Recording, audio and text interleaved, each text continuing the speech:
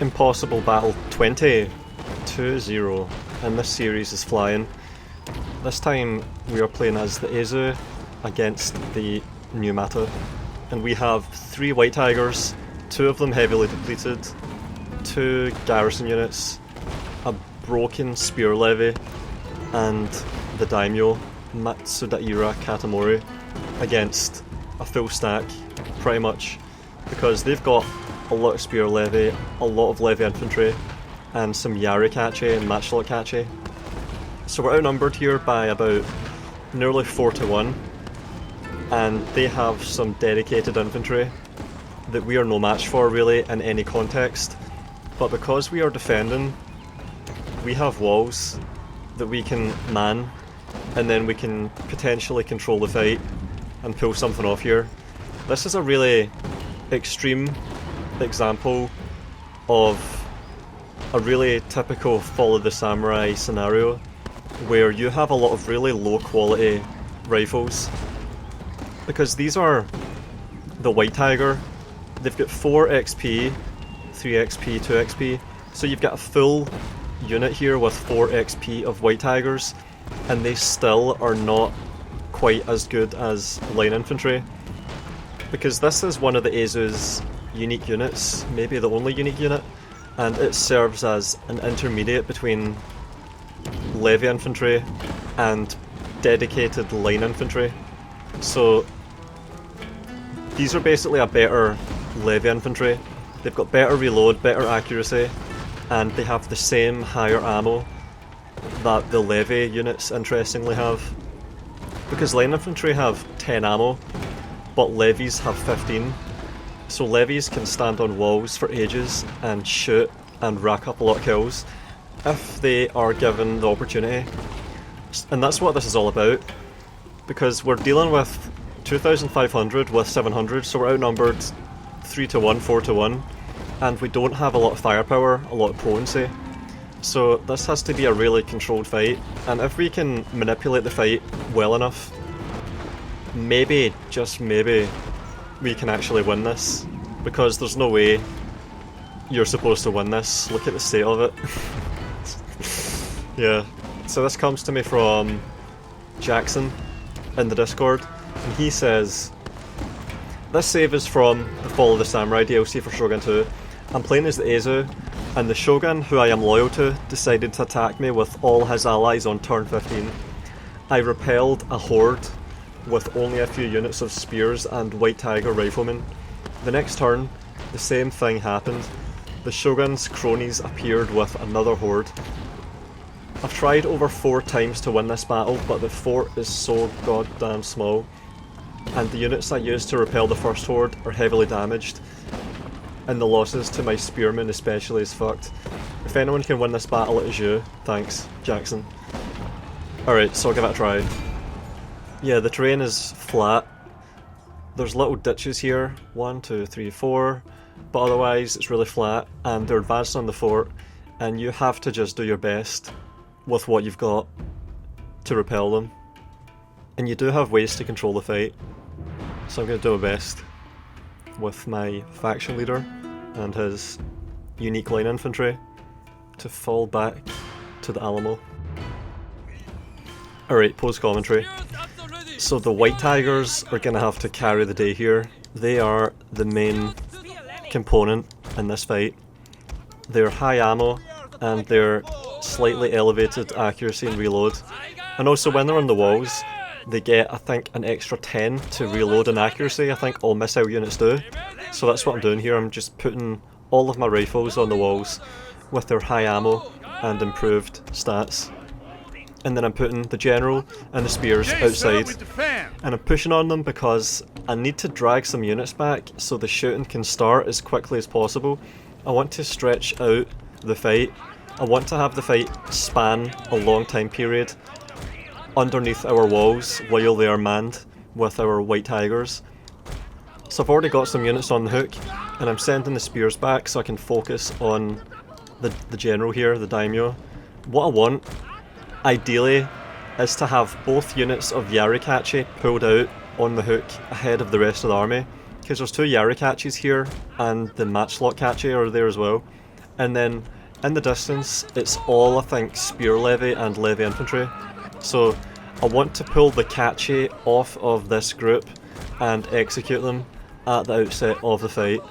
That is what we need to do, because then that'll homogenise the remainder into just being low morale, low potency levy.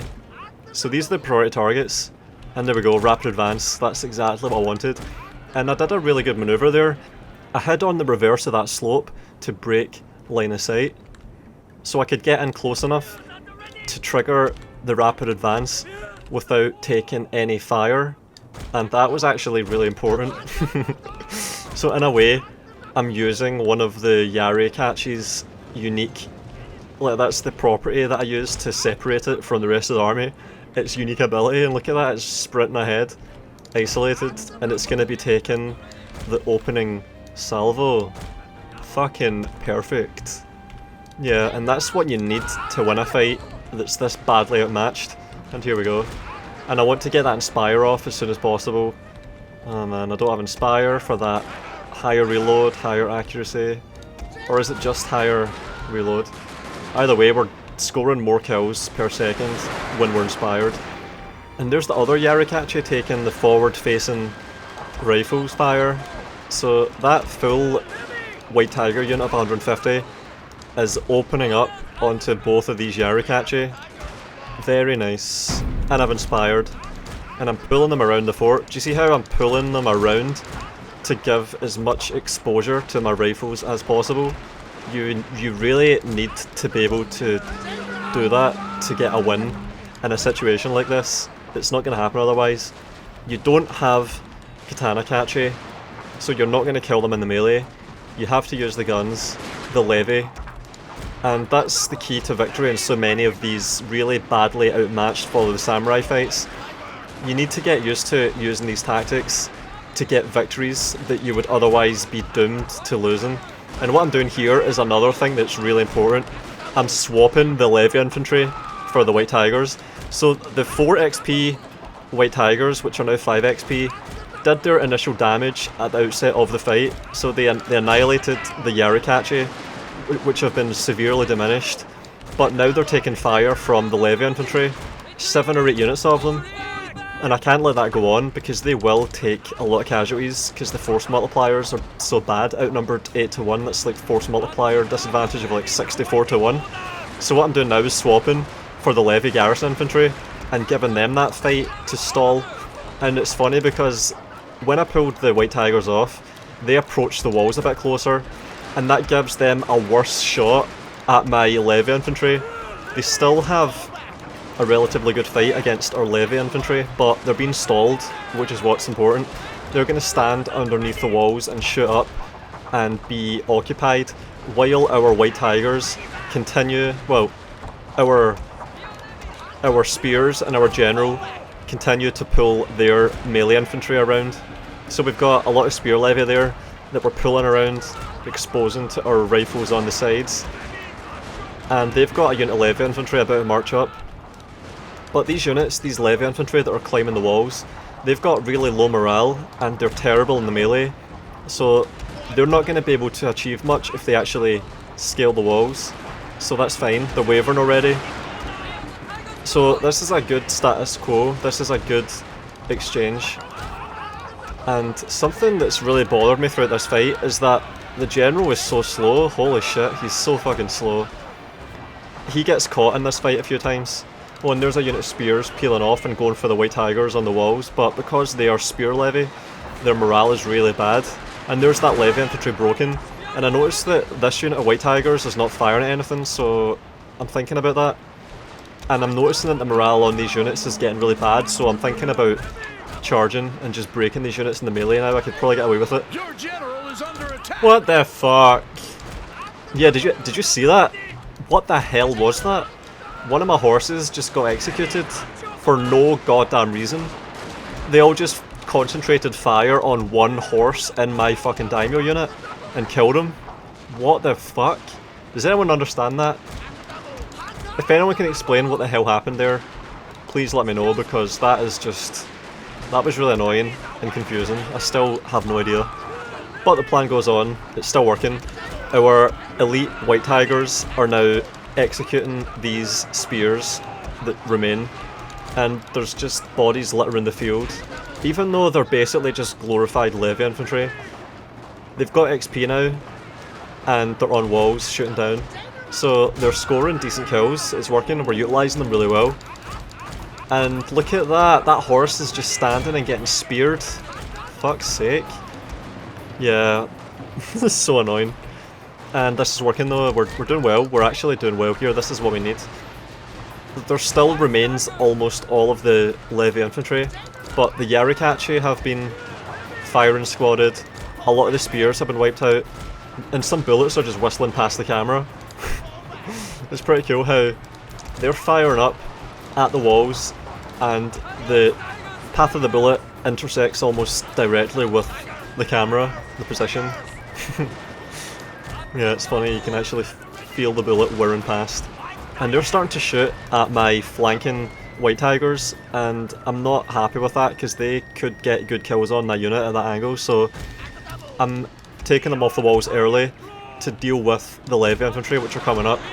So what we've got now is a really geometric positioning where there's 3 units of white tigers that all have overlapped fields of fire. Yeah, that was probably a bit my fault there, but they were so slow that I can't really rule out that they just got caught. But yeah, look, we've got 3 units of white tigers, a full unit. Come on, man, fucking move. So we've got a full unit and then 2 half units, and I noticed that good opportunity there for that flanking charge, so we're enveloping that unit and that'll break. And the levy infantry are running out, spread out, in front of 3 overlapping fields of fire from white tigers. So they're not going to do well in that. That is a bad situation for them. And also we have 2 archery towers firing at them. So this is good. We are going to vastly outnumber and out firepower any unit that actually gets up, or any men that get up. They're not going to be able to achieve anything. There was a unit firing at my white tiger at the top there. They were firing, I think they only had like a 5 or 6 man rank, and they were opening fire, and they didn't really achieve much. So this is a good situation. We can win like this, and what I'm doing now is going for the kill on the Hatamoto, the general. And the timer's ticking down, but they're not going to be able to withstand the firepower. And here I go. I'm going for the win. Keep an eye on that balance of power, everyone. And there's a lot of shooting going on. This is really good. We're scoring a decent kill rate. It's not like with levy infantry, just generic levy infantry where they miss almost every shot. We are getting like a quarter of our shots or kills, something like that, something like a quarter. Oh, that balance of power. And that does it. Chain route, killed the general, and then everything that's left runs. And we did it.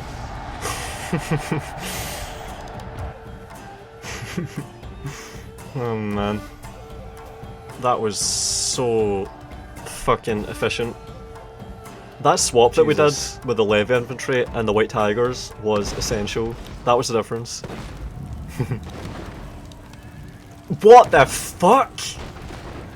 What the fuck? 800 fucking kills. No way in hell. Yeah, I was really surprised when I saw that, as you can tell, but no way in hell. I think that's just Follow the Samurai having a quirk. God, everything just fucking clicked. Yeah. I think Follow the Samurai, whenever you do an end battle, there is actually a mop-up that happens that distributes kills amongst all your units. Shogun 2 doesn't reliably do that. I don't really remember it doing that. I might be misunderstanding, but I think that's what's going on there. And yeah, that's it. Not bad. Thanks to Jackson for the save, and send the next one. I'll keep going through these. Having fun. See you next time. I have a Patreon page for if you like the videos enough to want to support their production. Special thanks to Matteo Olivetti, Nerdington, the Rody451, Halcyon, William Balangari, and Robert Sparks.